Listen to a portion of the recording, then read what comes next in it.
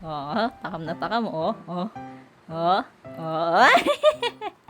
Sa paboritong treats ng mga alaga ko, itong Meaty Fruity ni Pets Up. Gustong-gusto nila itong mga Furson. Yung flavor niya is chicken plus apple, pero meron pa tong ibang flavor. Ito pala yung natitikman nila. Ayan, gustong-gusto nila ito. Ayan, ganyan yung itsura niya, oh. Ganito. Ganyan siya. Ayan, oh. Ang sarap siguro nito. Parang gusto ko siyang tikman kasi gusto nila eh. Oh, wait lang. Ah! Takam na sinabi, oh. Ah, maliit lang na portion kasi itong sinabi. Alam nyo ba? Hindi nginunguya, lunok agad. Tingnan nyo. Oh, 'di ba? Lunok agad.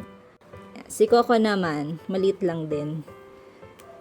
Alam niyo, napaka-picky eater nito ni Coco, pero nagustuhan niya itong Meaty Fruity ni Pets Up.